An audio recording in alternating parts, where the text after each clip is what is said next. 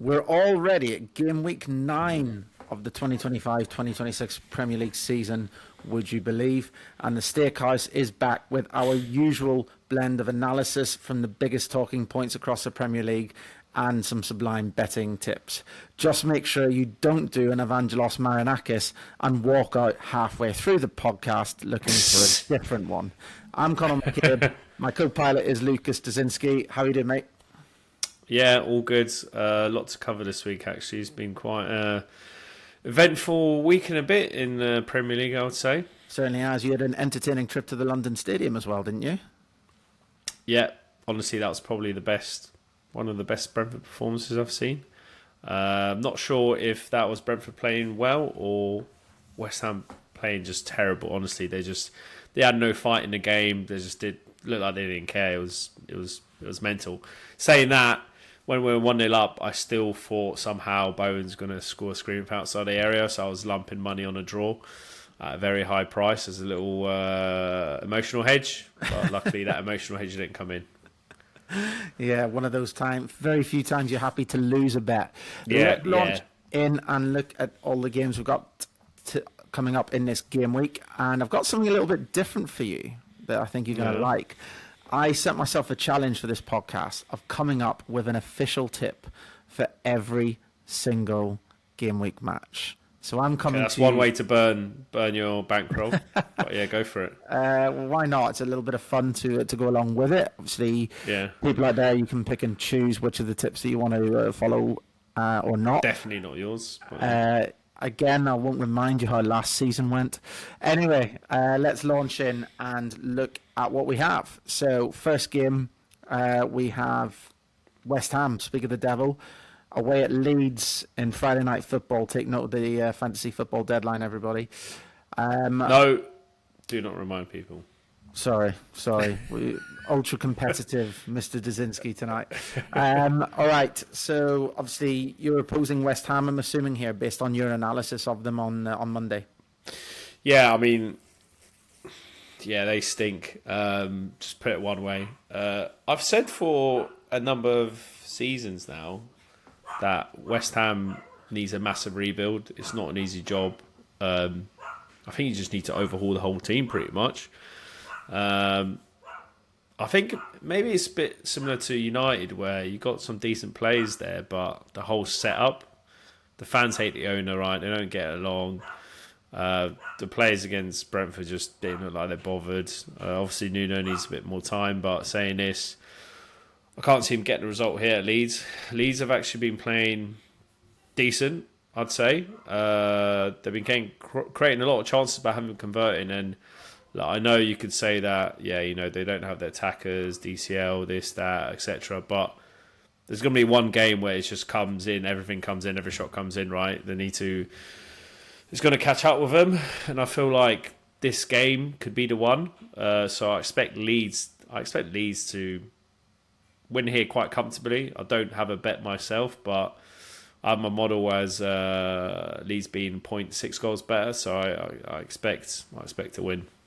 Cool. I mean, just talking about the West Ham ownership there, they've actually made a real rod for their own back carrying Nuno, because Nuno has credit in the bank. He did a it's viewed as him doing an unbelievable job at Forest last year, even though, as you never stop telling us, they did overperform and they did tail off significantly towards the end of the year. So you're bringing in a manager who may be a little bit overrated, but also even this season started poorly this season, right? Exactly, but does have a lot of credit in the bank. So the fans, who obviously, as you mentioned already, have a pretty fractious relationship with the owners, they're not going to blame Nuno. They're going to blame the owners. And as the situation spirals, it could be a very, very toxic season for West Ham, particularly at home. Despite this, they do perform better on the road, like a lot better. And I think that's due to the toxicity that's going on at London Stadium. So in this game, that's so bad, isn't it? Away at Leeds, though, I think they can get something. I'm not going to back them, but Leeds will be reeling from losing to Burnley, and will try and come out firing here. West Ham will also. You've got the likes of Bowen, Callum Wilson, other Paqueta, other good attacking players who I think can do damage. I think evens on over 2.5 goals here, very fair. I think there's goals in this game. Leeds are creating an abundance of chances, and sooner or later, Calvert-Lewin will start putting them away. And I think West Ham can score a goal, even if they get beat. So I think over 2.5 goals at even money is actually not a bad price at all. So that's That's my first of 10 official tips. Do you know where Leeds are on the XG table? I'm sure they're high. I'm going to say 4th. Very close, 7th. And where are West Ham? I'm going to say very low. I know that Brentford absolutely battered them on XG the other night. I'll say 19th. Yeah, where their actual points are. So, I mean, that just shows you that you can't expect West Ham to get anything out of this game. Yeah, so if you are leaning one way, and look, I agree. I think it would be Leeds, but what I do think is there will be just goals in the game as a whole. Let's move on and talk about Chelsea and Sunderland. Speaking of goals, more of them should be coming. They don't seem to be a problem without Cole Palmer, and it's quite a nice sight that Chelsea aren't as reliant upon him. They've had 2 very, very good results, past 2 games just gone, including a good result in Europe. And I think there is... you don't agree? Yeah, I think the results were good, but if you look at XG, they massively overperformed. Both games, they got dominated. They created less chances. They were just clinical, and that's going to catch up. Saying that, Sunderland on the other side as well, they're massively overperforming. So I think they should win this game. Yeah. Sorry, interrupted, but no, it's all good. You were chatting bollocks again. I want to chat more bollocks and talk about a player who is Enzo Fernandez, who has effectively stepped into the number 10 role in Parma's absence. Seems to be on penalties. I think he's on penalties. Well, I'll tell you what, if you were backing him yesterday on penalties, he gave the penalty away, didn't he? He did. But having said that, I think the price of 4.5 for him to register any time against Sunderland is a cracking bet. I really, really like that one. Out of my 10, it's one of my faves. So Enzo Fernandez, he's popping up. Nap of the week, nap of the season already. No. Like my nap of the season. I'll leave the naps of the seasons to you. But he pops up in great positions. He makes great late runs into the box. He's always picked out well by teammates. They're looking for him a lot.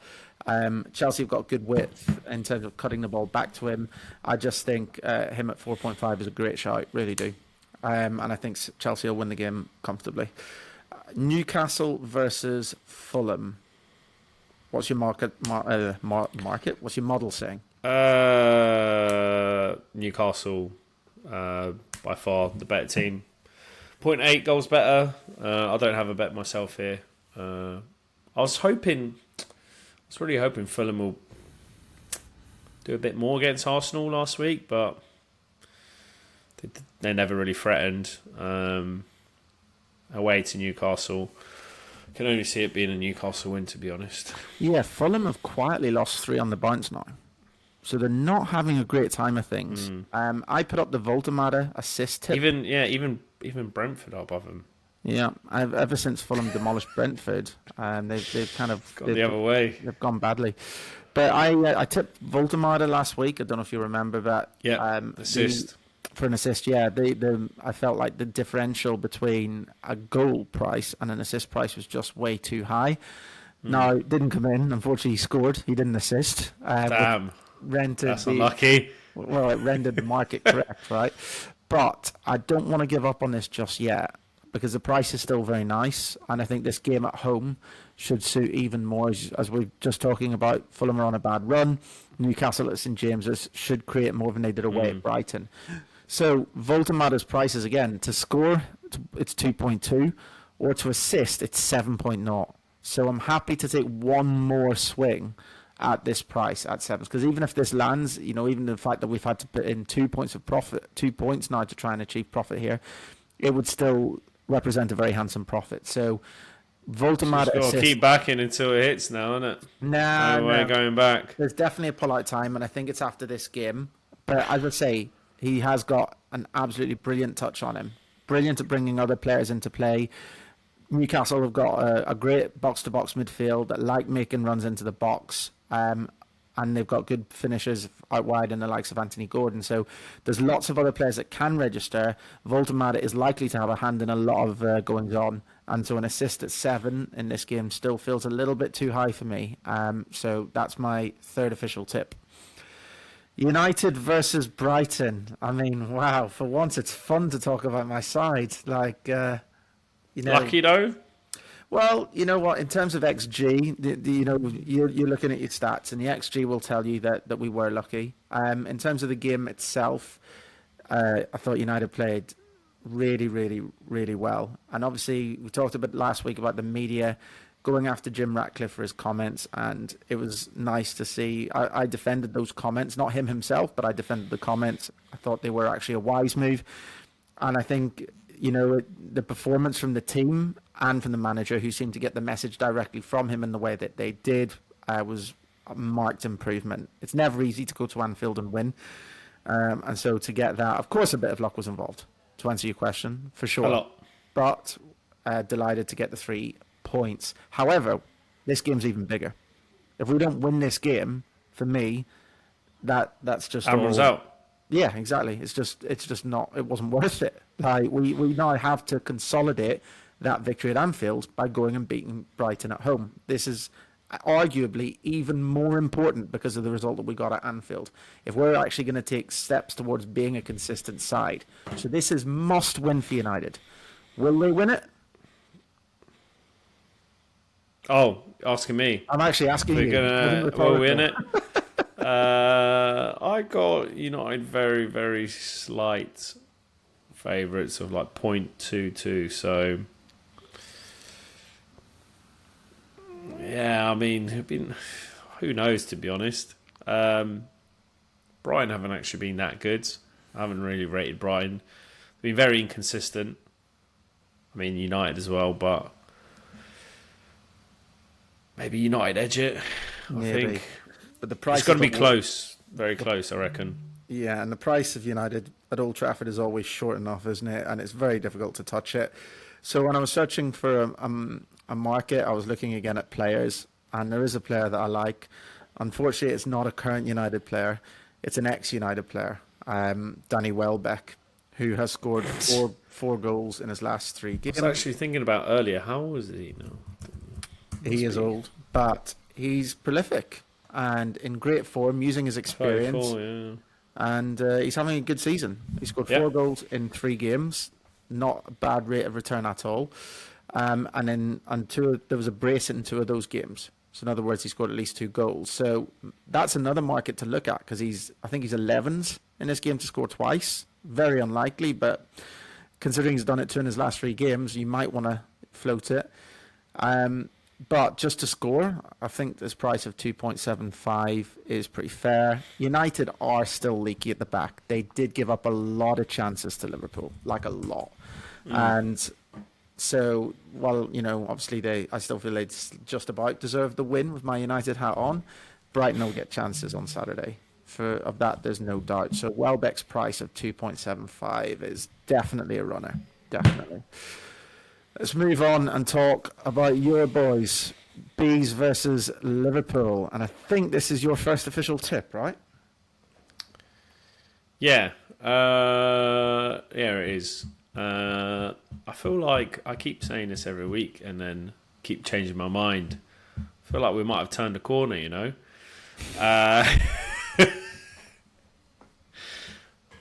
Obviously, the West Ham game, I don't think you can look into it too much, but we had a really good game. No injuries coming out of it as well. Touch wood, hopefully no new injuries coming out of it. I don't think we played too badly against City, ourselves we didn't create too much, but we didn't give away too much as well. And I feel like the coach would have learned from that and understood that we need to be a bit more attacking and not super defensive against these good teams. And look, Liverpool haven't been great this season. Let's just on the Liverpool, right? I mean, Would you? They've obviously finally left. People are talking about Salah needing to not start, and then finally last Well, he night got dropped. Yeah, he got he dropped. did get dropped. But my next question is, what about Alexander Isak? Should more questions be coming in about him? Well, to be honest, he's injured now, and I feel like that's probably bad because I'd actually would like him to play because he's not playing well at all, and you can see he's not quite where he was last season. Probably needs quite a few more games to get back to it. So, in a way, I'm a bit gutted he's injured. This is where he'll probably, someone else will probably bang loads of goals in. But Salah's rested as well. He hasn't been great. So, yeah, he probably smash a few goals against us. But, yeah, Liverpool are in a bit of a rut, I would say. So, I feel like this game is quite big for them, I would say, weirdly. Because they kind of need to win this game. Whereas there's no real pressure, to be honest. And I feel like, given everything that's going on, like 1.73 Liverpool to win, that is short. Yep. Away as well. Agree. Saturday night at the G-Tech. I think that's too short. Agree. So based on that, I'm going to be back in Brentford plus 3/4. You can get at 1.96. It's basically the same handicap we had against City when we played them at home a few weeks ago. I know you can't really look into it too much, but you would say City are a better team than Liverpool this season, right? Right now, yes. So, I mean, and we covered that handicap on XG quite comfortably. It was even on XG, so you'd expect us to play similar or a bit better, get a better result against Liverpool, but who knows? So basically 3/4, basically what that means, draw, we win. We lose by 1, Brentford lose by 1, then we get half the money back, so a bit of assurance. So yeah, I feel like I could see a draw at the G-Tech. Cool, so Brentford plus 0.75 is the bet and the market. And also, to add on, Brentford had almost a whole week to rest, right? And Liverpool played yesterday, so played away as well in Frankfurt, so might play a little bit into it. Yep, for sure. And if you want more information on the Asian handicap market, check out the Stakehouse strategy episode that we ran on this pre-season. Have to say our viewing figures for that one in particular are off the charts. In terms of this game from my side, I think with Liverpool, I think Hugo Ekitike is a shining light in the current. He should be. I think he's better than Isak. I don't know about that longer term, but in terms at of the moment, in terms of the way he's playing right now, he's really got the bit between his teeth. When United were not comfortable against Liverpool before he came on, but were coping. When he came on, he really chucked a new dimension at it. He looked more purposeful. He looked more aggressive. He looked more on the front foot. Isak was just, when he wasn't involved, you kind of forgot he was there. Whereas Ekitike is like an annoying little wasp that's just buzzing around and you just can't kind of get rid of him. He's always got an eye for goal as well. He's any time possible trying to get a shot away.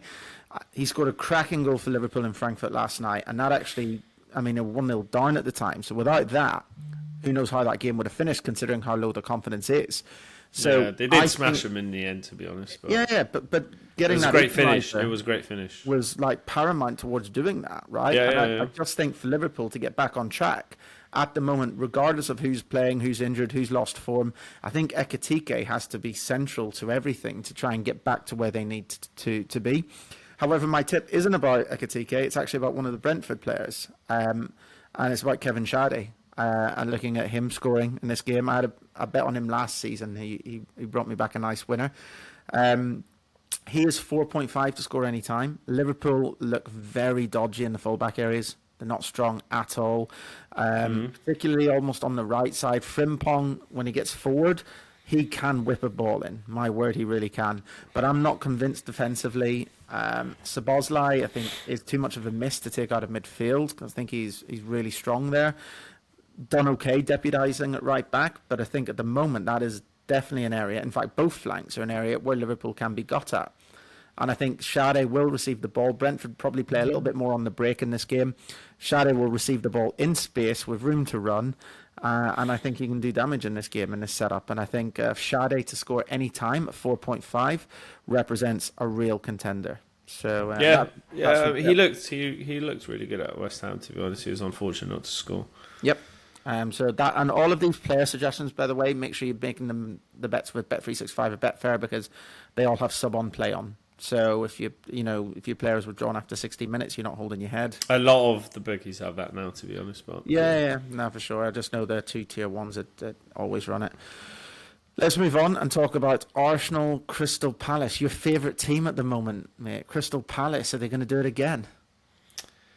Yeah. Hopefully they don't pick up any injuries at the moment. Oh, look. Porto just had a goal. Oh, no. What? Sorry. Palace just conceded 1 goal. Just conceded a goal. Look, hopefully they rotated a bit. Wharton's on a bench. Richards on a bench as well. Hopefully they don't pick up any injuries. But yeah, I feel like they could get something here. Again, the Arsenal price I find is a bit too short. It's 1.45. Palace are a decent team. Like 1.45 is just too short. Palace also has history against away at the big sides. They actually generally go pretty well in that circumstance, don't they? Yeah, they know Glasner knows how to set up the team. They're a really good team, and the handicap's just too big for me. The price actually drifted a bit during the week, so you can get plus 1.25 at 1.9. But I'm going to go +1. You can get that price at 2.22. So basically, what that means, if it's a draw, if it's a win, you win. If Palace lose by 1, which Arsenal quite like to do, win by 1 goal, and just close up shop, park the bus, then you get your money back. So I feel like if Palace weren't playing tonight, this will be my second nap of the season, I think. Wow. But they're playing at home, so don't need to travel much, etc. But yeah, I expect this to be a really good game. I just hope there's no injuries tonight and the team come out, they're ready to go. But considering you need Palace to actually get a result to win the bet, I get money back as result. I get a refund. Not asking for much. I get that a refund if they lose by 1, which may very, very well happen, I think. But it's a big one to say nap of the season when they need to come away with points. But my tip on this one, Arsenal are just so miserly at the back. They give nothing away. Their goals against, the conceded record this season is phenomenal. So strong. So my tip is not rocket science. Ultimately, I think that people will not be surprised to hear this. If you look at Arsenal to win and under 3.5 goals in the game, Arsenal as well aren't in the mood to really batter teams at the moment. Look at Fulham, it was very professional. Get the 1-0 win and get out. I feel like they might be in similar mode here against Palace, considering they had a big game against Atleti in midweek as well. So I think that Arsenal to win and under 3.5 goals at just over evens, 2.1 is available, is quite a fair price. I just think Arsenal just don't concede goals. And I think they'll keep another clean sheet. And if they do, then unless you score 4, the bet wins. So that's why I quite like it. Do you know who has the highest XG this season so far? Crystal Palace. Exactly. There you go. Okay. Mic drop. I'm done. Fair. I mean, look, I follow your tips as well, right? So I hope in this instance you're right. Let's move on and talk about Aston Villa versus Man City. I mean, City are actually on fire. Since they had a dodgy game week 2 and 3 where they lost to Spurs and they lost to Brighton, since then they've won every game. The only alternative being Arsenal away, where they were unlucky to concede a goal in the last minute to draw that game. But actually, City, really quietly, just going about their business. Haaland looks absolutely unstoppable at the moment. They just look in really, really great nick. So I like them in this game, and I think the price is fair. Villa, for me, I get there's a bit of a resurgence in recent weeks, but they're still just not the same side. You've got Malin leading the line. I don't see him as a prolific Ollie Watkins from last season. I still think they're missing a lot of players that really Didn't inspired they them. draw today? They were playing earlier, right? No, they lost. They lost to a team called Go Ahead Eagles, 2-1. Oh yeah, sorry, they lost. Yeah, they were draw. It was a Buendia missed draw the at one pen. point, wasn't it? But Who missed the pen? Yeah, Buendia. But I'm not convinced on Villa. I don't think they're the same side. I don't think they're as good. And I think just keep it plain and simple this game. City to win at 1.85 is a fair price. I think they will go and win. So that's my tip for this one. Yeah. Yeah. Does your model on. back that up? Yeah, I mean, City way better than Villa. Happy to move on, to be honest. Okay. Nothing to add to that. Let's chat about the managerial merry-go-round that is Nottingham Forest then. Forest away at Bournemouth. I mean, I'll go first because I watched the game, Forest 0, Chelsea 3, and I came away thinking Forest, I don't know how they lost that game 3-0 to be honest. They played well, like really, really well. Chelsea were poor first half. Forest should have been 2-0 up. They weren't. But even in the second half, even when they were 2-0 down, they still had a shot off the bar, bounced down onto the post.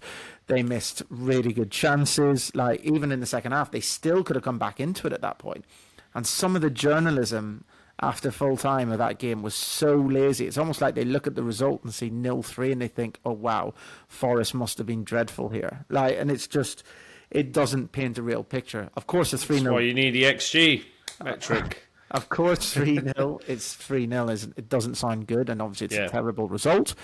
But I just feel a little bit sorry for Ange, and the whole statement after the game, 18 minutes or whatever it was, the chairman leaving his seat, Marinakis, the owner, leaving his seat after there were 20 minutes still to go, letting everybody in the world know what he was about to do.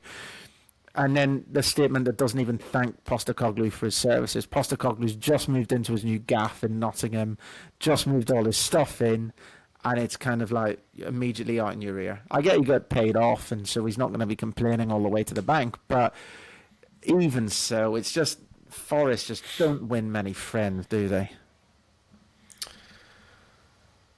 Yeah, I mean, I'm kind of surprised Dyche even wanted to go there. I mean, yeah, you experience European football, but having to work with Marinakis is just like, you don't know what's going to happen. Do you know what I mean? You're going to be fearing for your managerial life every single day. You don't know, you might get sacked any day, right? Yeah. Who knows? You might have a disagreement in one meeting. Next thing you know, you're out. That's basically what happened with Nuno, right? Yep. That's it. I mean, ultimately, the key is try and tie yourself down onto a long-term contract, so at least you get paid off. And then maybe that's what Dyche thinks. Look, I'll do this gig for a few months, get paid off, and then get a proper job.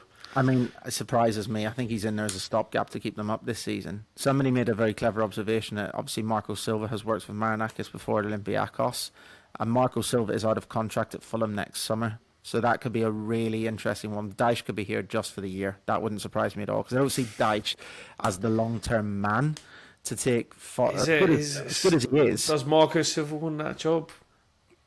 It's a bit of a step back. Maybe. I think Forest are more ambitious than Fulham now, and I think that Marco Silva is a very ambitious manager. But I don't.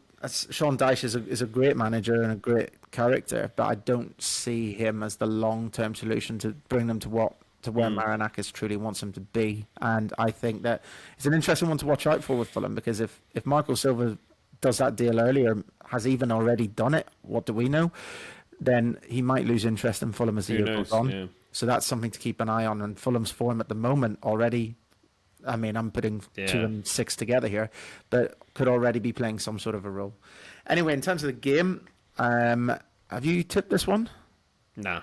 Okay. Got nothing on this, but yeah, go on, you go ahead. I mean, the only thing I can look at is with, Postecoglou, they were still too open, right? And they were leaking too many. And I think the first port of call of Dyche and his ex-Forest cronies of Steve Stone and Ian Wone to get the fans on side will be, let's keep things tight. They're conceding 2 goals on average per game, which is just way too much. And I think the first thing will be to tighten things up, have the likes of Milenkovic and Murillo sit deeper, which they're more comfortable in doing. And I think there might be an overcorrection in this game. And I wouldn't be shocked to see a 0-0. A 0-0 is a runner at 14s, currently on the the Betfair exchange. So if I was having as an official tip for this game, if the 0-0 lands, then we're already in profit regardless of what happens to the other 9, right? So that's my official tip for this one, 0-0. I can't see that happening. I got Bournemouth like almost 0.8 goals better than Forest. I expect them to win at home, to be honest. Okay. Wolves versus Burnley. What's your model saying on this one? Could I say another nap of the season? Nah, it's too much. Wow. Yeah, but Drum roll, please. Burnley are awful. They're horrendous. Last week they played against Leeds. Somehow They won me money last week. Yeah, well, you were really lucky because in terms of that, look, I know you can't look into XG too much, but they created 0.45 and they scored 2 goals. And Leeds scored 0 goals and they created 1.57.